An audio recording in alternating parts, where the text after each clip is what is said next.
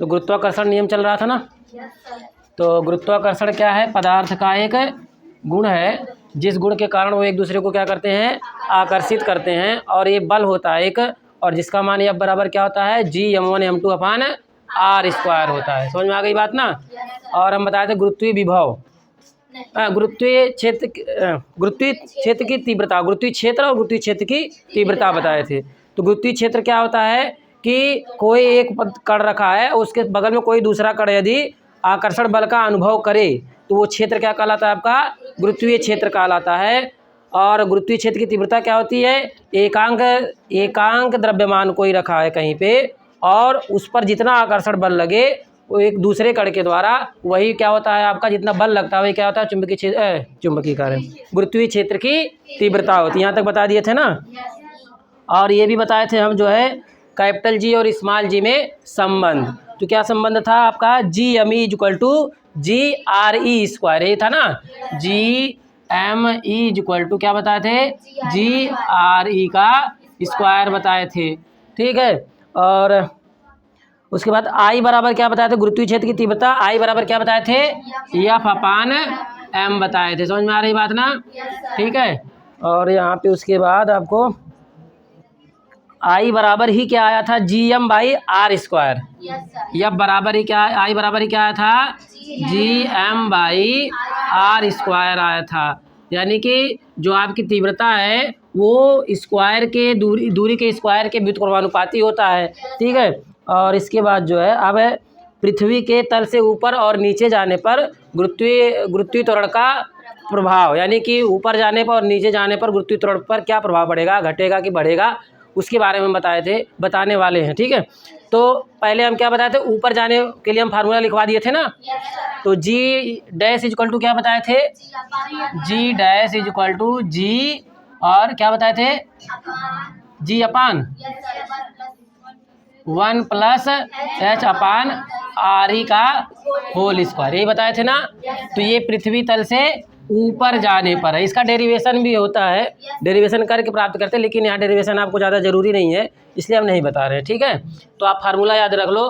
तो G dash equal to क्या होता है? G/1 + h/r का होल स्क्वायर। और यहाँ पे G क्या है? ये वाला G क्या है? पृथ्वी तल पर गुरुत्वीय त्वरण है। और h क्या है? पृथ्वी तल से ऊंचाई है। h क्या है? पृथ्वी तल से ऊंचाई है। और re क्या होती है? पृथ्वी की त्रिज्या। re क्या है? पृथ्वी की त्रिज्या होती है। अब देखो यहाँ पे अगर हम क्या करें, यहाँ पे ये न्यूमिनेटर यानी ये अंश होता है और ये क्या होता है? हर होता है। और किसी भिन्न का अगर हम हर बड़ा जितना बड़ा रहेगा, हर जितना बड़ा रहेगा उस भिन्न का मान उतना कम होता जाएगा। समझ में आ रही बात ना। अगर हम भिन्न का हर 1 रखें, ठीक है ना, भिन्न का हर को क्या रखें? 1 रखें, तो उसके मान में कोई परिवर्तन नहीं होगा। जैसे मान लो आप 2 लिखे और फिर 2/1 लिख दिए, तो दोनों एक ही है, यानी दोनों के 2 ही वैल्यू आएंगे। समझ में आ रही बात ना। लेकिन अगर ये जैसे जैसे बढ़ेगा, ये जैसे जैसे बढ़ेगा तो इसका पूरा मान क्या होता जाएगा? घटता जाएगा। समझ में आ रही बात ना। तो ये घटता जाएगा। तो यहाँ पे देखो, यहाँ पे अगर हम देखें कि क्या प्रभाव पड़ा है, इस फार्मूले से हमें पता चल जाएगा। तो G डैश इक्वल टू अगर हम यहाँ पे देखें तो G/1 प्लस, अगर h बराबर 0 माने, h बराबर क्या माने? 0, अर्थात कि h जो यानी कि जो गुरुत्वीय त्वरण हमें लेना है वो पृथ्वी तल पर ले, अगर ठीक है ना, पृथ्वी तल पर ले, तो यहाँ पे क्या रखेंगे? h बराबर क्या रखेंगे? 0 रखेंगे। तो 0/, क्या होता है? re। और 0/, कोई नंबर रहेगा तो उसका मान क्या होता है? 0 होता है। तो यहाँ पे स्क्वायर हो जाएगा और इसका मान क्या हो जाएगा? पूरे का 0 हो जाएगा। तो यहाँ पे G डैश इक्वल टू क्या आ गया? G आ गया। यानी पृथ्वी तल पर तो G का मान G डैश के बराबर है। लेकिन अगर हम h का कुछ वैल्यू ले लें, ठीक है, h का कुछ वैल्यू ले लें, तो यहाँ पे अगर मान लो यहाँ पे ये G डैश है और G डैश इक्वल टू क्या होता है? G/1 + h/re। तो अगर h का मान कुछ लेंगे, मान लो कि यहाँ पे हम 100 ले लिए, कुछ भी ले लिए, 100 मीटर ले लिए, तो 100 मीटर ले लिए तो ये 1 से कुछ अधिक होगा कि नहीं? ये ये कुछ अधिक वैल्यू आए, कुछ वैल्यू आएगी, तो यानी कि जो डिनोमिनेटर है उसका वैल्यू जो है 1 से बढ़ रहा है, और अगर वैल्यू 1 से बढ़ रहा है तो ये पूरा मान क्या हो जाएगा, घट जाएगा। ये पूरा वैल्यू क्या हो जाएगी, घट जाएगी। इसका अगर ये पूरी घट जाएगी, इसका मतलब जी डैश भी क्या हो जाएगा, घट जाएगा। जी डैश भी क्या हो जाएगा, घट जाएगा। इसका मतलब क्या है कि पृथ्वी तल से ऊपर जाने पर जी का मान क्या हो रहा है, घट रहा है। पृथ्वी तल से ऊपर जाने पर जी का मान घट रहा है। समझ में आ रही बात ना। तो इसका मतलब क्या हो गया कि जी डैश इज लेस देन जी, कब, जब हम पृथ्वी तल से ऊपर जाते हैं। समझ में आ रही बात ना। तो ये क्यों होता है, समझ में आ गया कैसे होता है इस फार्मूले से। तो फार्मूला आपको याद रख लेना है, जी डैश इक्वल टू क्या होता है, जी upon 1 plus H R E का होल स्क्वायर। तो इसको लिख लो आप लोग, फार्मूला तो बताए थे ना, तो इसके बारे में थोड़ा सा लिख लो आप लोग। और ये भी लिख लेना, जी डैश इज लेस देन जी।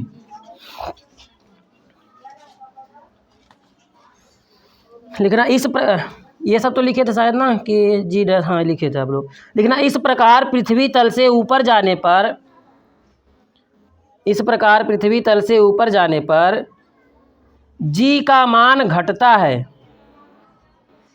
जी का मान घटता है।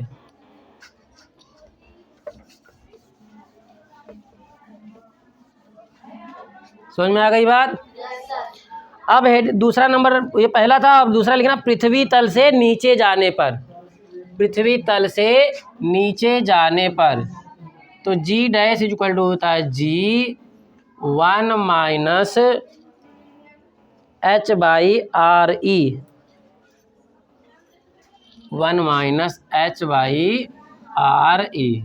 ये कब है, पृथ्वी तल से नीचे जाने पर है ये, और वो किस में था, ऊपर जाने पर था। तो यहाँ पे जी डैश इज इक्वल टू क्या आ गया, जी 1 माइनस एच अपान आर ई, और वो वाला जी डैश बराबर क्या था, जी upon 1 plus h by R E का होल स्क्वायर था। और यहाँ पे जी डैश बराबर क्या है, जी 1 माइनस एच अपान आर ई है, और ये पृथ्वी तल से नीचे जाने के लिए। समझ में आ गई बात ना।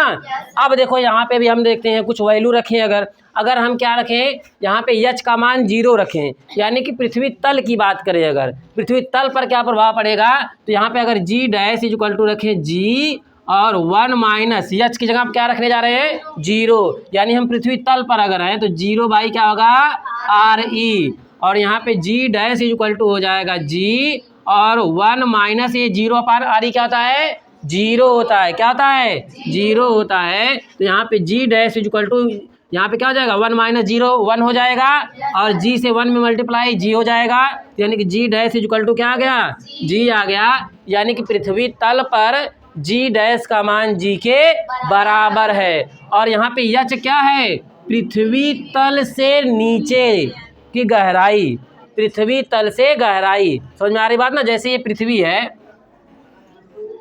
पृथ्वी यहाँ पे है और ये आपका तल है इसका, और यहाँ से मान लो एच ये है, ठीक, और ये पूरी क्या है इसकी त्रिज्या, ये आर ई है, और यहाँ से यानी कि पृथ्वी तल से एच गहराई जाने पर, ठीक है ना, पृथ्वी तल से एच गहराई जाने पर जी का क्या प्रभाव पड़ेगा, यानी कि एच क्या है आपकी, पृथ्वी तल से गहराई है, पृथ्वी तल से क्या है, गहराई है। अब देखो यहाँ पे अगर हम एच बराबर कुछ वैल्यू रखें, तो यहाँ पे अगर कुछ वैल्यू रखेंगे तो जी डैश इज इक्वल टू जी और यहाँ पे 1 माइनस एच का मान लो 100 रख दे रहे, कुछ भी रखें आप, 100 रखें, ठीक, 100 रख दिए, और यहाँ पे क्या है, ये आर ई है। अब देखो यहाँ पे ये जी है, और यहाँ पे देखो ये 1 है, और 1 में से के कुछ घटेगा, जैसे आप कोई भी वैल्यू करो, जैसे मान लो आप यहाँ पे 3 है, 3 में 2 से मल्टीप्लाई करो तो कितना आएगा, 6 आएगा, और इसी 3 में 0.2 से मल्टीप्लाई करो तो कितना आएगा,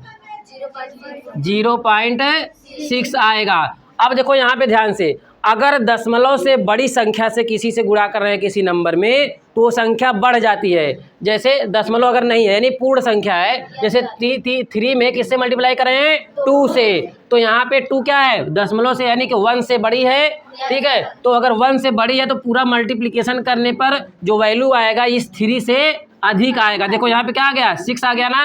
लेकिन अगर इसी 3 का 1 से छोटी संख्या से मल्टीप्लाई कर रहे हैं तो ये क्या आ रहा है, इससे भी छोटा आ रहा है। समझ में आ रही बात ना, इससे भी छोटा आ रहा है। यहीं पे ये भी देख लो 1 माइनस, इसका कुछ वैल्यू आएगा, इसका कुछ वैल्यू, मान लो कि 0.1 आ गया। क्या आ गया? 0.1 आ गया। तो यहाँ पे g और 1 माइनस 0.1 कैसे घटाएंगे? देखो 1 माइनस 1.0 और यहाँ पे क्या लिख देंगे? 0.1। यहाँ पे क्या आ जाएगा? 9 और यहाँ पे 0 आ गया, यानी क्या आ गया? 0.9 आ गया। यानी कि क्या आ गया? ये 0.9 जी, 0.9 जी आ गया। और ये किसके बराबर आएगा? जी डैश। इसका मतलब ये है कि आपका पृथ्वी तल से नीचे जाने पर भी क्या होगा? जी का मान क्या होगा? घटेगा। और पृथ्वी तल से ऊपर जाने पर भी जी का मान क्या होगा? घटेगा। समझ में आ गई बात ना? तो दोनों फार्मूले हमेशा याद रहने चाहिए। तो ऊपर जाने पर क्या होता है? G dash equal to g upon 1 plus h by R E का होल स्क्वायर। और नीचे जाने पर g dash equal to g 1 minus h upon R E होता है। समझ में आ गई बात ना? तो ये दोनों फार्मूले हरदम याद होने चाहिए आपको। तो ये वाला फार्मूला आप लोग लिख लो, ये सब मत लिखना, ये सबसे समझाने के लिए कहे हैं।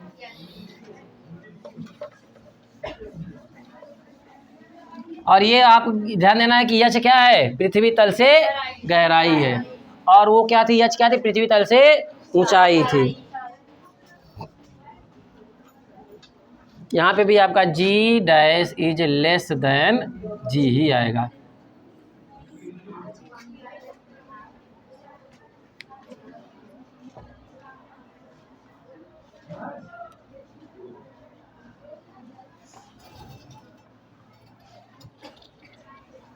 हो गया? यच बराबर लिख लेना आप लोग, ठीक ना? यच बराबर लिख लेना। यच बराबर क्या है?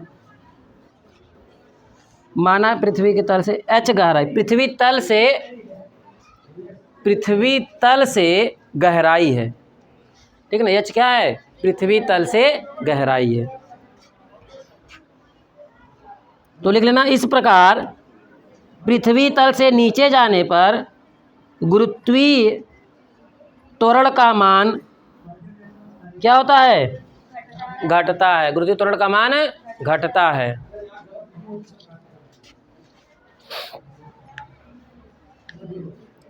हो गया? चलो ठीक है, हो गया। तो आई बराबर पहला फार्मूला क्या था? एफ अपान एम, और दूसरा जीएम बाई आर स्क्वायर। और ऊपर जाने पर g dash equal to g upon 1 plus h by R E का होल स्क्वायर। और नीचे जाने पर g dash equal to g 1 minus h by R E. इतने फार्मूले आप लोग याद कर लिए? चलो ठीक है। तो फार्मूले एकदम से याद रहने चाहिए, तभी मज़ा आएगा। तो नोट पॉइंट लिखना, पृथ्वी के केंद्र पर गुरुत्वीय त्वरण जी का मान बताओ क्या होगा? 0। पृथ्वी के केंद्र पर गुरुत्वीय त्वरण जी का मान 0। जैसे इसी फार्मूले में रख लो आप लोग। यहाँ पे देखो अभी कैसे आ जाएगा फार्मूले से, देखो जी डैश इज इक्वल टू जी और 1 माइनस। अब देखो अगर हम केंद्र पे जाएंगे तो एच तो आर ई के बराबर हो जाएगा ना, यानी कि जितनी त्रिज्या के बराबर हम जा रहे हैं तो आर ई और एच क्या हो जाएंगे? बराबर हो जाएंगे। यानी एच भी क्या हो जाएगा? आर ई हो जाएगा। और ये भी क्या है? आर ई है। तो जी और 1 माइनस आर ई से कटेगा, एक 1 आ गया, 1 माइनस 1। तो जी डैश इज इक्वल टू क्या आ गया? 1 माइनस 1 क्या आएगा? जी इंटू 0। तो जी डैश इज इक्वल टू क्या आ गया? 0 आ गया। इसका मतलब क्या है? पृथ्वी के केंद्र पर गुरुत्वीय त्वरण जी का मान क्या होता है? 0 होता है। लिख लो, लिखना चाहो इसको भी।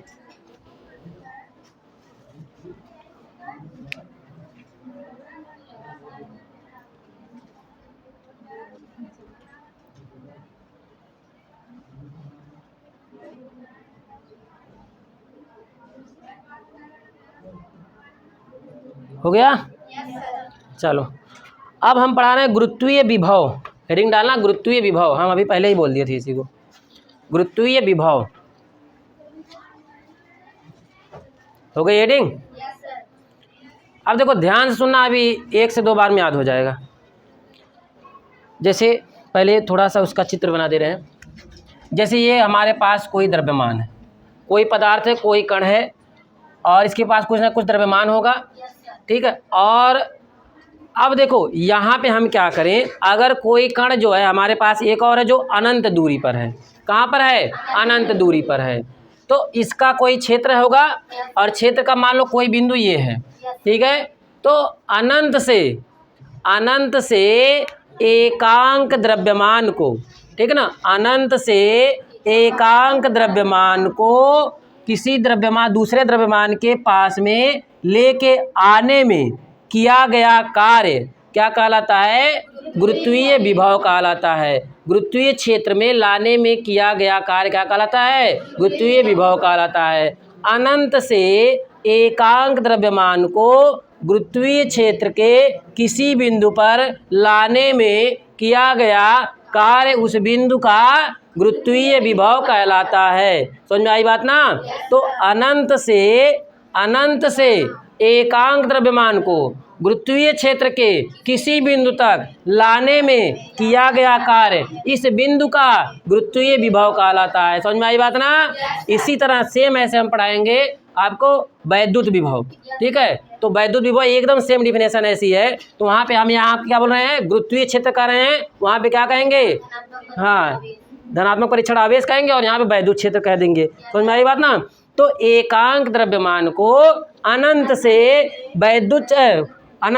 से गुरुत्वीय क्षेत्र के किसी बिंदु पर लाने में किया गया कार्य उस बिंदु का क्या कहलाता है, गुरुत्वीय विभव कहलाता है। यानी गुरुत्वीय विभव किसका होता है, किसी बिंदु का होता है। गुरुत्वीय विभव किसका होता है, किसी बिंदु का होता है। और बिंदु का विभव निकालने के लिए क्या करेंगे हम, अनंत से एकांक द्रव्यमान को गुरुत्वीय क्षेत्र के किसी बिंदु तक लाने में जो कार्य करना पड़ेगा वही क्या हो जाएगा, आपका गुरुत्वीय विभव हो जाएगा। समझ में आ गई बात ना। तो लिखो, इसको हेडिंग हो गई ना। तो लिखो एकांक द्रव्यमान के पिंड को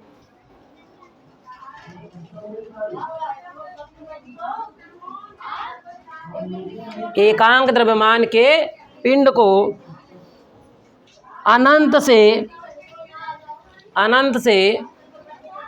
गुरुत्वीय क्षेत्र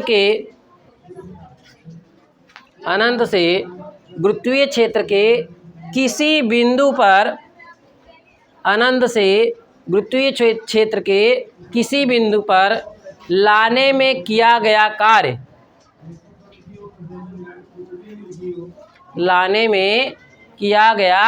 कार्य उस बिंदु का गुरुत्वीय विभव कहलाता है। गुरुत्वीय विभव कहलाता है। उस लाइन को छोड़ के लिखना, यदि यम द्रव्यमान के पिंड को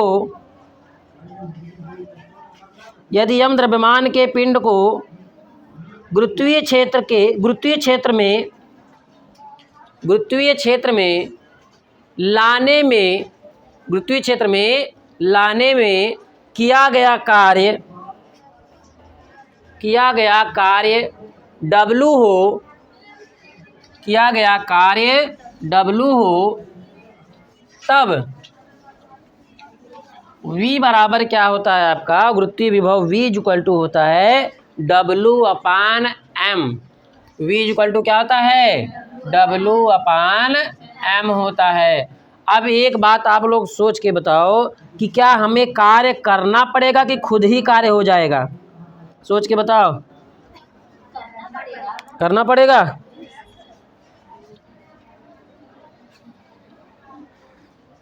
गुरुत्वाकर्षण बल कैसा होता है, आकर्षण का होता है कि प्रतिकर्षण का होता है, आकर्षण का होता है ना। जैसे अब यहाँ पे पृथ्वी है, ठीक, अब इसका क्षेत्र होगा, पृथ्वी का क्षेत्र होगा ना, गुरुत्वीय क्षेत्र होगा।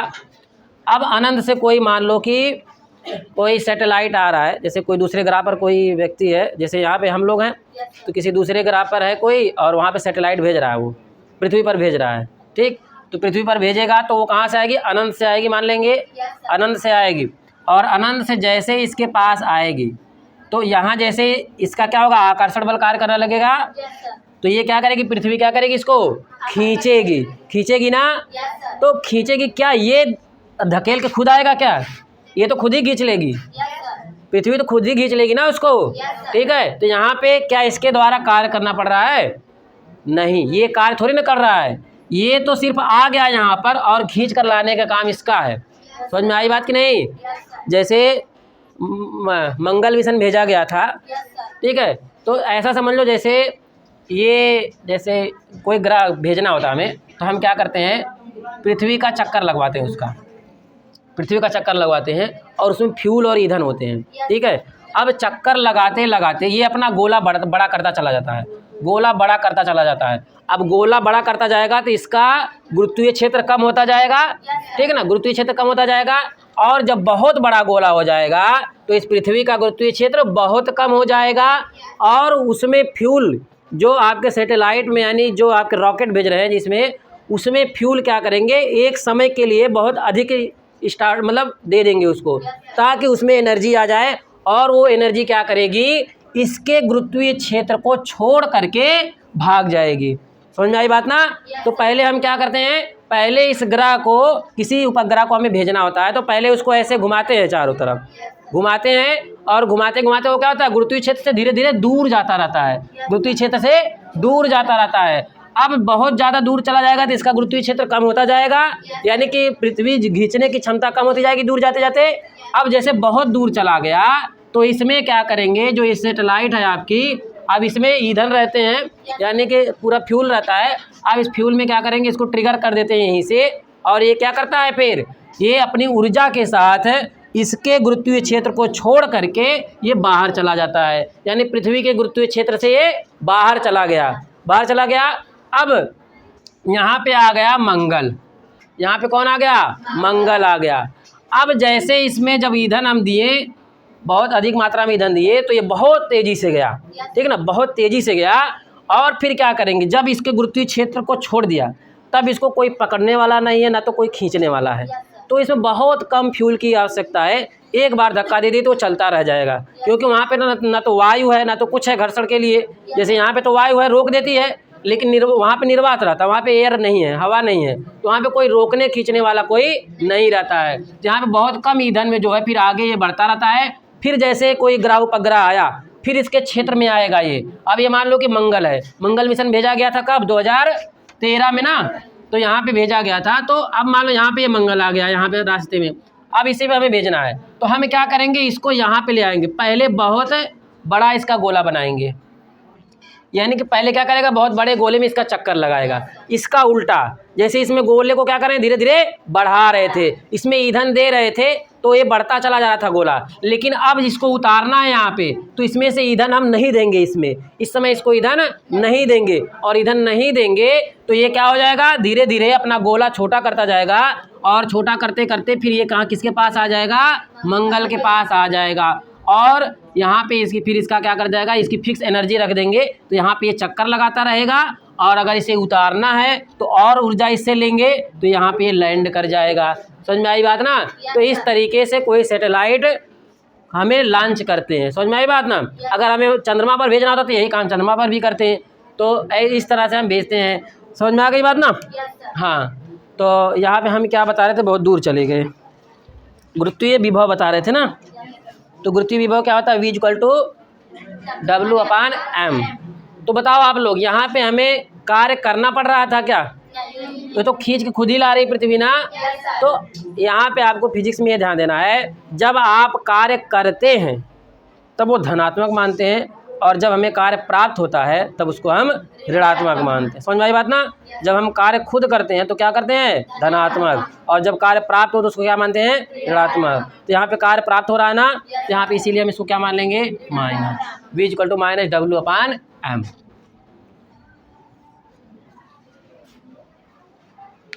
तो आप लोगों को अगर भेजना हो तो पहले क्या करेंगे, खूब तेज़ी से फेंकेंगे ऐसे, और पूरा पृथ्वी का चक्कर लगाओगे, और लगाते लगाते फिर हनुमान जी की तरह फिर इस पे जाकर घूमेंगे, ऐसे घूमते घूमते फिर यहाँ पे उतर जाओगे। समझ में आई बात ना?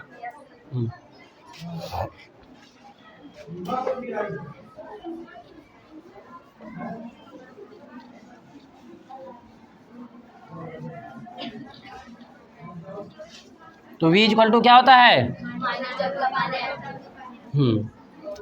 और गुरुत्वीय विभव क्या है? अनंत से एकांक द्रव्यमान के किसी कण को गुरुत्वीय क्षेत्र के किसी बिंदु पर लाने में किया गया कार्य उस बिंदु का क्या कहलाता है? गुरुत्वीय विभव कहलाता है। अब इसके नीचे लिखना। अब बताओ मात्रक इसका क्या होगा?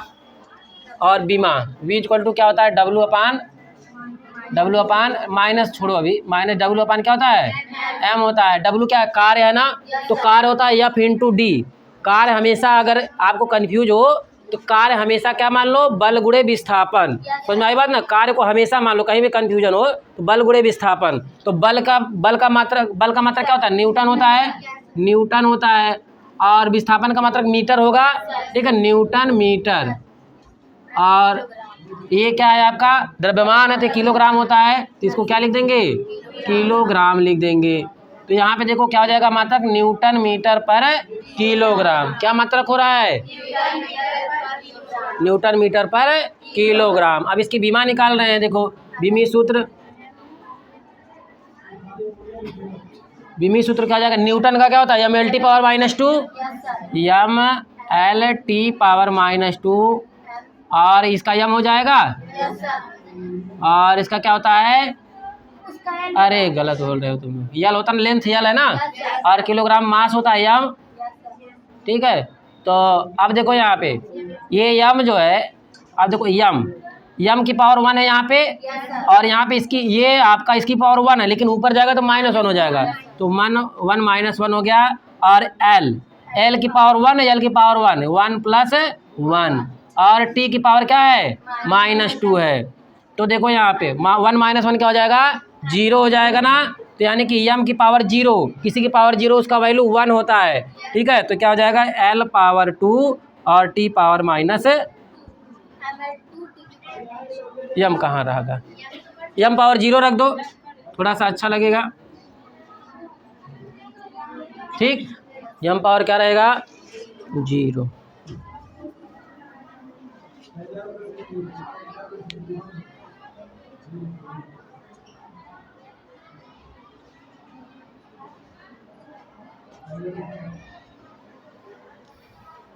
हो गया?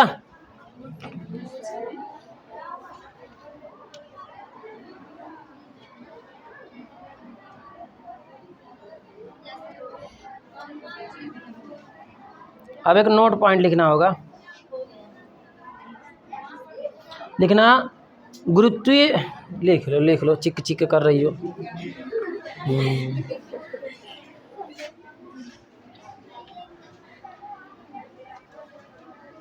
ये तो गुस्सा होगी बाद में। हो गया? अब चलो लिखो, नोट लिखो। गुरुत्वीय विभव का मान सदैव ऋणात्मक होता है। गुरुत्वीय विभव का मान सदैव ऋणात्मक होता है। सदैव ऋणात्मक होता है क्योंकि कार्य पिंड पर नहीं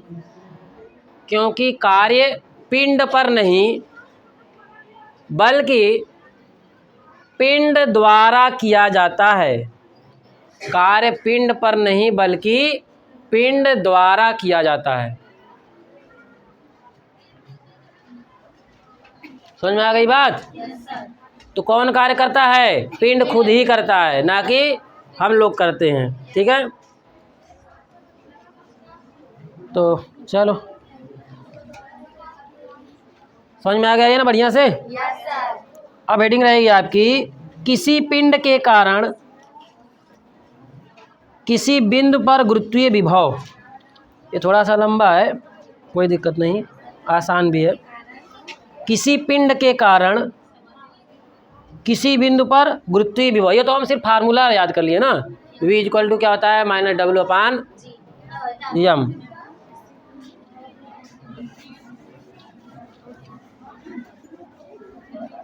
आप लोग चित्र बनाते रहना धीरे धीरे। ये हमारे पास कोई पिंड है और यहाँ से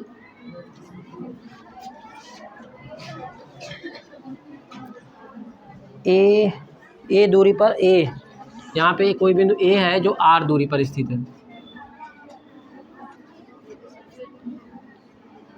और फिर इसके बाद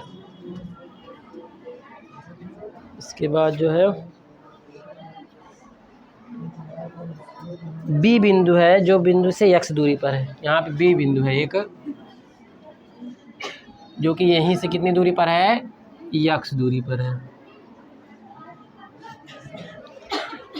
और उसके बाद यहाँ से थोड़ा सा पीछे आए तो सी बिंदु पड़ता है, और यहाँ से यहाँ तक की दूरी है आपकी डी एक्स।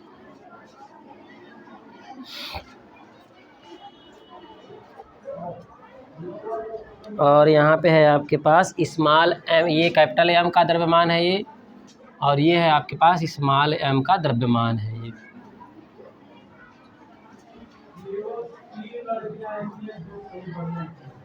हो गया?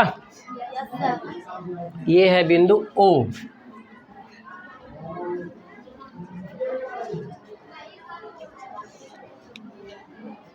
बन गया?